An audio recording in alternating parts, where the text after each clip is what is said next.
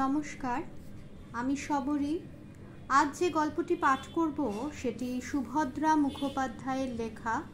গল্পের নাম পেতনি। বনগা লাইনের এক মফস্বল শহরে নেমে গরুর গাড়ি করে 7-8 মাইল গ্রামের দিকে গেলে তবে যোগেশ ডাক্তারের বাড়ি। ডাক্তার হিসেবে তার খুব নাম ডাক। যেমন তার লম্বা চওড়া চেহারা, তেমনি তার সাহস। লোকে তাকে ভয় ভক্তি দুইই করে। একদিন রাত্রিবেলা খাওয়া দাওয়া করে বারান্দায় বসে যোগেশবাবু পান চিবোচ্ছেন। একটু পরেই শুতে যাবেন। এমন সময় গ্রামের একজন লোক এসে তার পা দুটো জড়িয়ে ধরে কাঁদতে লাগলো।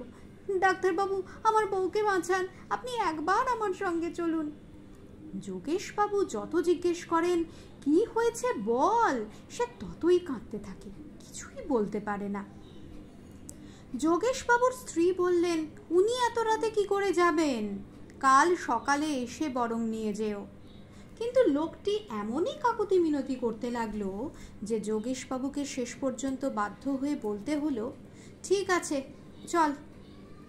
দূরে কোথাও রোগী দেখতে গেলে বা রাত বিরেতে বেরুতে হলে যোগেশ ডাক্তার তার ঘোড়াটিকে ব্যবহার করেন। আজও সেই ঘোড়ায় উঠে বসে তিনি লোকটিকে বললেন, তুমি পেছনে বসো। বেচারা জীবনে কোনোদিনও ঘোড়ায় চড়েনি। ভয়ে কাঠ হয়ে সে ডাক্তারবাবুর কোমরটা জড়িয়ে ধরে বসল। ঘোড়া ছুটল টকবক করে। রোগী দেখে ওষুধের ব্যবস্থা করে যোগেশবাবুর ফিরতে অনেক রাত হয়ে গেল। ফিরে আসার সময় মাঝপথে কি যেন একটা ভারী জিনিস মাথায় ঠেকল। তাড়াতাড়ি টর্চটা বার করে জ্বালতেই যে দৃশ্য তার সামনে ভেসে উঠল তা দেখলে সাহসী মানুষও ভিড়মি খাবে। যোগেশবাবু দেখলেন গাছ থেকে গলায় দড়ি দিয়ে ঝুলছে একটা বউ। পরনে তার লাল পাড় শাড়ি। গভীর রাতে একাকী ওই স্থানে বেশিক্ষণ থাকতে সাহসী কুলালো না তার। যোগেশবাবু তাড়াতাড়ি বাড়ি চলে এলেন। রাত্রে ভালো ঘুম হলো না যোগেশবাবুর। থেকে থেকে বউটির মুখখানা মনে পড়তে লাগলো। এপাশ ওপাশ করতে করতে যেই চোখ দুটো একটু বুঝেছেন অমনি যেন শুনতে পেলেন কে বলছে, বাবা, আমার শ্বশুর বাড়ির লোকেদের অত্যাচারে অতিষ্ঠ হয়ে আমি গলায় দড়ি দিয়েছি, তুমি যেন ওদের ডেথ সার্টিফিকেট দিও না। যোগেশবাবুর ঘুম ভেঙে গেল। বিছানা ছেড়ে উঠে বাইরের বারান্দায় বসে তিনি আকাশ পাতাল ভাবতে লাগলেন। রাত শেষ হয়ে তখনও ভোরের আলো ফোটেনি। যোগেশবাবু উঠে পড়লেন। তাড়াতাড়ি চোখে মুখে জলের ঝাপটা দিয়ে তিনি বেরিয়ে পড়লেন বাড়ি থেকে। গ্রামের লোকজনকে ডেকে একটা ব্যবস্থা করতে হবে। কিন্তু ঘটনাস্থলে গিয়ে তিনি দেখলেন আধো অন্ধকারের মধ্যে কয়েকজন লোক গাছ থেকে লাশ নামাতে চেষ্টা করছে। যোগেশবাবু বুঝলেন ব্যাপার সুবিধের নয়। এরা নিশ্চয়ই বউটির শ্বশুর বাড়ির লোক। লোক জানাজানি হবার আগেই ব্যাপারটা চাপা দিতে চায়। কিন্তু তিনি কিছুতেই তা হতে দেবেন না। সাহসের সঙ্গে এগিয়ে গিয়ে যোগেশবাবু রুখে দাঁড়ালেন। ডেড বডি যেভাবে আছে সেইভাবেই থাকবে। গ্রামের লোক আসুক, পুলিশকে খবর দিক, তারপর যা করার তারাই এসে করবে। তোমরা এই মুহূর্তে চলে যাও এখান থেকে। যোগেশবাবুর কড়া ধমক শুনে লোকগুলো প্রথমে থমকে দাঁড়ালো। তারপর তাদেরই একজন বলে উঠল, ডাক্তারবাবু, কেন মিছে ঝামেলা করছেন? আপনিই বরং ডেথ সার্টিফিকেট লিখে দেন, তাতে সকলেরই সুবিধে হবে। চিৎকার করে উঠলেন যোগেশবাবু, না, কখনো না। তোমাদের মতো খুনে লোকেদের কঠোর শাস্তি হওয়াই উচিত। আমি এক্ষুনি গ্রামের লোকদের ডেকে আনছি। পিছন ফিরলেন যোগেশবাবু। সঙ্গে সঙ্গে কানে এলো, কাজটা ভালো করলেন না, এর ফল আপনাকে পেতে হবে। তার কথায় গুরুত্ব না দিয়ে হন হন করে চললেন যোগেশবাবু। সকলকে ডেকে নিয়ে আবার যখন অকুস্থলে এসে হাজির হলেন তখন সব ভুম। লোকগুলোও নেই, ডেড বডিও নেই। গ্রামের লোকেরা সব শুনে পরামর্শ দিল, মিথ্যে মামলায় জড়াবেন না ডাক্তারবাবু। এসব মানুষ পারে না এমন কোনো কাজ নেই, কেন বেঘরে প্রাণটা দেবেন? যোগেশবাবুর স্ত্রীও তাকে একই কথা বললেন। ছেলেপুলে নিয়ে ঘর সংসার করি, কি দরকার বনে থেকে বাঘের সঙ্গে বিবাদ করা? কারোর কথাই কানে তুললেন না যোগেশবাবু। তিনি ছুটলেন কয়েক মাইল দূরের থানায়। সেখান থেকে পুলিশ নিয়ে যখন গ্রামে ফিরলেন তখন সব শেষ। পুলিশের লোক তাকে জানালো সব প্রমাণিত ওরা জ্বালিয়ে দিয়েছে, দেখি কি করা যায়।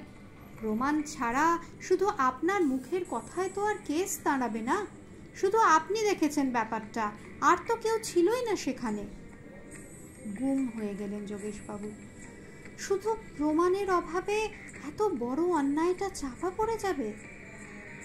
সেদিন গভীর রাত, যোগেশবাবু আর তার স্ত্রী ঘুমোচ্ছেন অঘোরে। পাশের ঘরে শুয়ে দুই ছেলে। দুটো সন্ডাগন্ডা লোক খোলা দা হাতে পাঁচিল টপকে পা রাখলো বারান্দায়। লোক দুটোর মুখ কালো কাপড়ে ঢাকা, বেড়ালের মতো নিঃশব্দ তাদের চলাফেরা। সতর্কভাবে এদিক ওদিক দেখতে দেখতে ওরা এসে দাঁড়ালো যোগেশবাবুর বন্ধ দরজার সামনে। গ্রামের বাড়ি, ভেতর থেকে খিল আঁটার ব্যবস্থা। লোক দুটো বন্ধ পাল্লার ফাঁকে খুন্তি ঠুকিয়ে তারই সাহায্যে খিল খুলে ফেলল। তবে কাজটা যতটা নিঃশব্দে হবে ভেবেছিল তা হলো না। খিল খোলার শব্দে চমকে জেগে উঠলেন যোগেশবাবু। দুটো লোককে ঘরে ঢুকতে দেখে চেঁচিয়ে বলে উঠলেন, কে কে? সঙ্গে সঙ্গে খোলা দা হাতে একজন ঝাঁপিয়ে পড়ল। যোগেশবাবু দেখলেন দা ধরা হাত উপর দিকে তোলা। সবাই তিনি চোখ বন্ধ করলেন। কয়েক সেকেন্ড, বড় মুহূর্তেই একটা গো গো শব্দ। চোখ খুলে দেখলেন লোকটা যেমন হাত তুলেছিল তেমনি ভাবেই দাঁড়িয়ে, কিন্তু তার চোখ দুটো আর জিভ যেন ঠেলে বেরিয়ে আসতে চাইছে। দেখে মনে হয় বুঝি কেউ আসরিক শক্তিতে তার গলাটা টিপে ধরেছে। সঙ্গী লোকটাও কেমন ভ্যাবাচাকা খেয়ে দাঁড়িয়ে। পলকের মধ্যে তাদের বিস্ফারিত চোখের সামনেই লোকটা মুখ থুবড়ে মাটিতে পড়ে গেল, আর উঠল না। অপর লোকটি ব্যাপার স্যাপার দেখে ভয়ে পালাতে যাবে, অমনি কে যেন তাকেও বজ্র আঁটুনিতে চেপে ধরল। কয়েক সেকেন্ডের মধ্যে সেও লুটিয়ে পড়ল মাটিতে। যোগেশবাবুর চিৎকারে তার স্ত্রীরও ঘুম ভেঙে গিয়েছিল। খোলা দা হাতে দুজন লোককে ঢুকতে দেখে আর তাদের পরিণতি প্রত্যক্ষ করে ভয়ে তিনি জ্ঞান হারিয়েছিলেন। লোক দুটো মারা পড়তেই যোগেশবাবু আগে ছুটলেন ছেলেদের ঘরে। ওরা ছোট, ওদের কোনো বিপদ আপদ হয়নি তো? বাবার গলার আওয়াজ পেয়ে দরজা খুলে দিল ছেলেরা। ভয়ে তারা কাঠ হয়ে গেছে। চিৎকার করে যে লোক ডাকবে সে সাহসও কুলায়নি। ভেবেছে বুঝি বাড়িতে ডাকাত পড়েছে। যোগেশবাবু দুজনকে নিয়ে ফিরে এলেন নিজের ঘরে। স্ত্রীর চোখে মুখে জলের ঝাপটা দিতে তার জ্ঞান ফিরল বটে, কিন্তু মুখে কথা সরল না। এমন ফ্যাল ফ্যাল করে দেখতে লাগলেন সবাইকে। ছেলে দুটোরও তথই বচ অবস্থা। মাটিতে শোয়া লোক দুটোকে নিষ্পলক দেখতে লাগলো। তিনজন নির্বাক মানুষকে নিয়ে রাতটা যে কিভাবে কাটালেন যোগেশবাবু তা তিনিই শুধু জানেন। সকাল হতেই খবরটা ঝড়ের বেগে ছড়িয়ে পড়ল সারা গ্রামে। বহু লোক জড়ো হলো। সবাই বুঝলো এ সেই বউটির শ্বশুরবাড়ির লোকেদের ষড়যন্ত্র। কিন্তু সবাই আশ্চর্য হয়ে ভাবল গুন্ডাগুলোকে মারল কে? একমাত্র যোগেশবাবুই বুঝেছিলেন এ আর কেউ নয়, সেই বউটিই তার হত্যার প্রতিশোধ নিয়েছে। যোগেশবাবু তার কথা শুনেছিলেন, তাই সেও তাকে বাঁচালো। বেলা বাড়তে আরও এক চাঞ্চল্যকর খবরে গা আবার তোলপাড় হলো। কে বা কারা বউটির স্বামী এবং শ্বশুরকেও গলা টিপে মেরে রেখে গেছে।